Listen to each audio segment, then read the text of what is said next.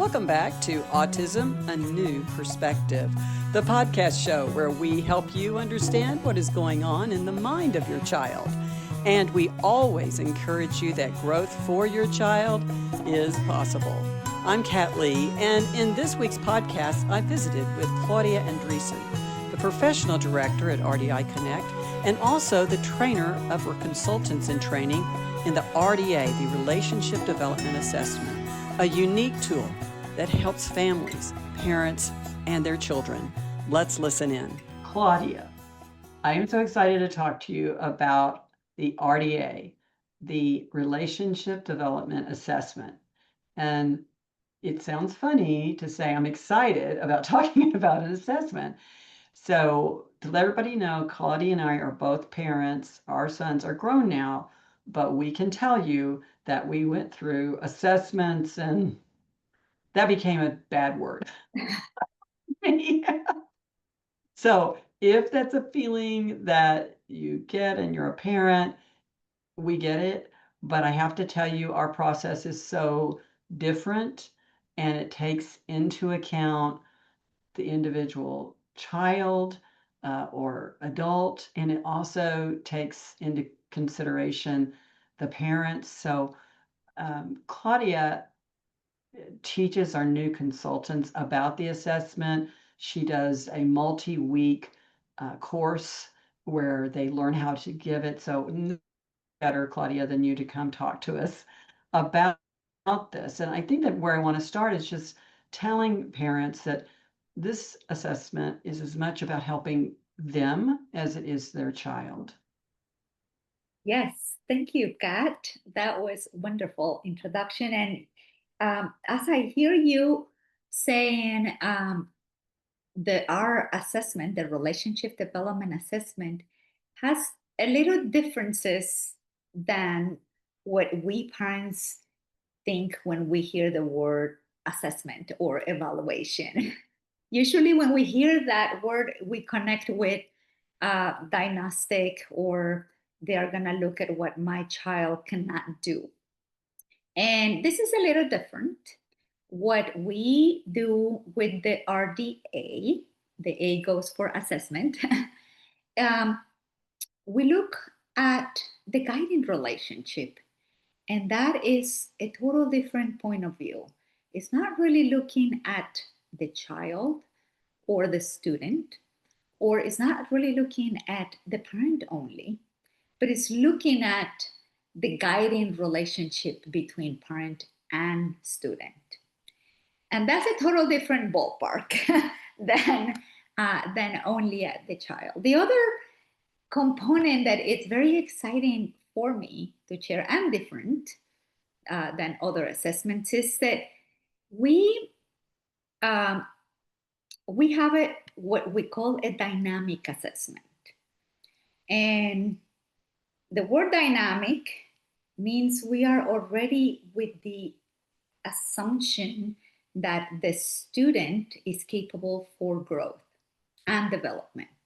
We start with that assumption. We're not very interested on the scores of like a normative IQ or standardizing testing, which is something that we as parents are more familiar with. But for the RDA, we want to find a starting point rather than just, a score on a test.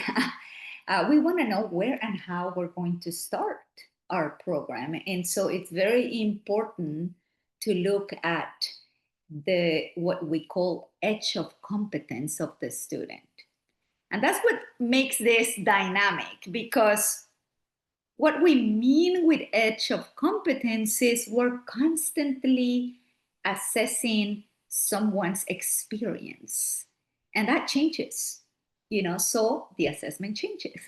So it's dynamic because what we're interested, or our approach is about guiding that experience, that what the student is experiencing. It is definitely an experience-based guiding. So, but really, I think one of the biggest difference when we think about this is um, not necessarily instructional or memorization or um, trials, or something rote like that. But we're going to provide experiences tailored to that student. We're going to provide opportunities for very small pieces of growth. That's what we're looking for. That's what we're directing our attention. And that's what we show the guides, the parents to do. So our assessment, the RDA, is based on assessing the learning experiences. That's what we want. I love that you started out telling us those high expectations that we have of our children, that we're not looking at what they can't do, or they can't do this, or they can't do that. We are looking at what they have the potential for growth. And what I really liked is that you said we assume, we know they have the potential for growth. That is not, we don't go in wondering, do they have the potential for growth? We already know that. Claudia, that's such a beautiful thing. Well, I think that's one of the foundations or cores of RDI, right? Um, we, like you said, there we already know that our student, child, or adult has that potential for growth. So the RDA, what it does is tries to get a snapshot of that intuitive guiding relationship that shows that potential, right? So we're not gonna, it's not a full, a full evaluation of every area. It's specifically a snapshot of the guiding relationship between parent and child. So you, one of the things I was thinking when you were talking is it's so important for parents when they're deciding if they want to take part in this process to know that when we do this, we're not judging them as a person. We're not looking at what they're not doing and what, Right. that is not what it is about. Can you explain that a little bit? Because I think as a parent, I would understand why someone might feel that. What do you mean I'm going to be studied? Is it, I'm gonna be and observed. heaven knows we've all been judged enough. So we're full of that. So can you explain a little bit about that? Because I think it's so important, just to emphasize that point. Right. Well, and I think what you are referring to is what we called this guiding relationship, right? Where it's not about the guide, which is the parent, and it's not only about the child, which is the student, but it's about the relationship between both of them. What both of them construct is what we're interested on. So it's not like we're observing only the parent or the guide. We're observing what is going on during their interaction. And so, for example, as they interact, what style of communication they have. How does the child respond to that style of communication? Is there any breakdowns? And by breakdowns, probably I mean, any moments where the child goes away or moves, and how does the guide handle those moments? How is the dynamic with the breakdowns? Um, how it's the emotional connection, between both of them. Those kind of things, they don't depend 100% about the guide.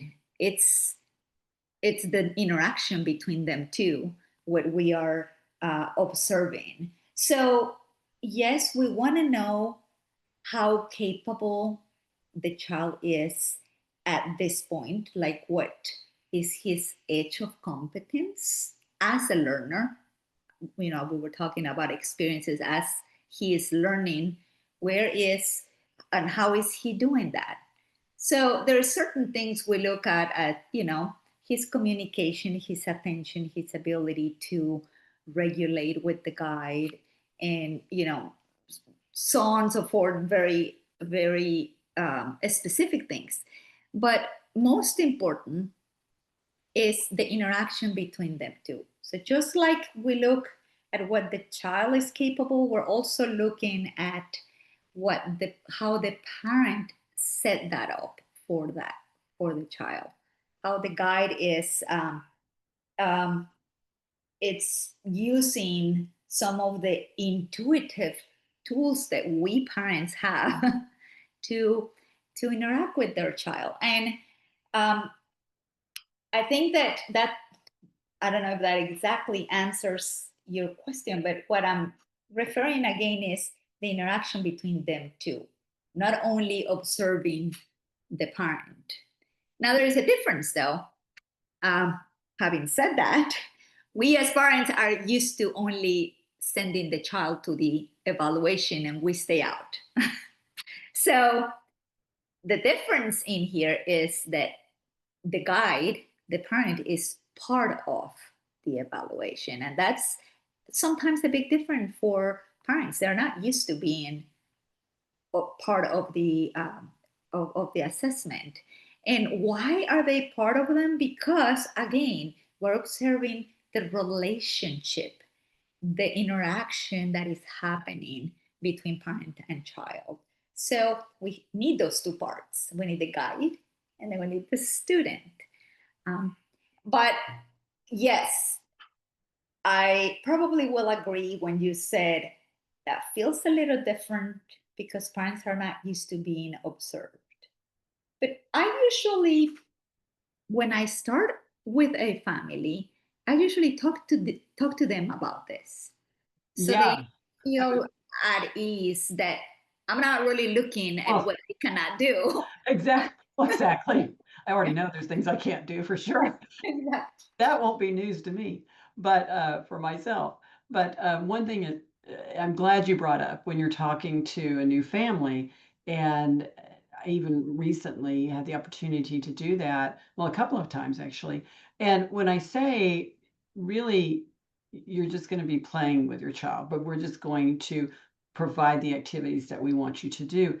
That is a relief. So that is what we have. And again, another question I get is, well, if they're 2 or they're 32, absolutely, because that's how this time is so beautifully constructed that age can kind of not totally disappear, but not be relevant when it comes to the relationship and what we are trying to do, which is also a beautiful thing. But I do think the word playing has a nice impact to be like, well, okay, I'm not going to be quizzed. I'm not going to be tested on my general knowledge of things. So I think it goes to your point that it's relaxed playing with your child. We're just guiding that to make sure that we are being able to see what we need to see. And on that note, we have a structure for that. So, um, the how do we observe this? Well, yes, it's through playing. So it's actually true. We have a series of 5, 6 activities that mom does with the student and dad does with the student, and through those very common activities such as passing a ball, doing a puzzle, making a paper house together. I mean, it's very common activities that we ask them to do, so parents feel like, oh, okay, it's not, it's like you said, it feels more like playing. But what we're really observing with those activities is not can they build the puzzle, but it's what's behind that. It's the interaction that is happening, which means is the child capable to co-regulate? Is the parent providing opportunities? Is the what how is the style of communication? The how are they connecting emotionally? Like that's our observation. So we just use these activities as a as a backdrop to, to but it helps the parents to know that there is a structure and there is activities that we used to observe, and that's the first part. We have on the how a second part, which is also a very exciting part. We call it RDA1 and RDA2. And so the RDA2, our focus is now in testing some support, personalizing that support to the students, learning more about the obstacles and strengths of the student so we can tailor some support for him or her. And we also do this through games, right? We set up well, maybe games is not the right word, but to play. We set up an activity that we can do together, and we are looking into what helps this student feels more competent. Again, there's a difference between can he make the puzzle versus is he able to connect with me? Is he able to communicate with me? So that's what we call the guiding relationship. I'm glad you brought this up because as we're coming to an end, I think what really stands out to me today, getting to visit with you, which thank you so much, it's such an important topic to the work that we do with RDI, is that individualization. It's just the furthest thing from a cookie cutter program you could possibly have. And I think one of the reasons I wanted to talk to you about the RDA today was because it's such a foundation to ensure that it is individualized, that we are studying all the individual components of the family, the people, the heart. That's what's important about the work we do. And this foundation allows us to do that, I think. I think so. I think the RDI consultant, which is trained to do this type of assessment, one of the major roles is to take the time to understand that child, take the time to understand that parent and how they relate with each other, and take the time to personalize some support for both of them. I think that's a major role. So yes, it cannot be rushed, and it cannot be a cookie cutter. It is 100% personalized because it will look different from family to family. But we do have a structure to follow. Well, and through the years, and you and I've been apart for such a long time, and what a pleasure it is to have been through that with you. But the thing that strikes me the most is RDI goes to the heart of autism. It goes to the heart for the families. It goes to the heart of the parents, their parents' heart, and to the child. Whether the child is 2 or 32 or 42, that's not our issue, because we know that every person can have growth in their lives. And thanks for joining us for Autism, A New Perspective, the podcast show where we help you understand what is going on in the mind of your child. And we encourage you that growth for your child is possible. I'm Kat Lee. See you next time.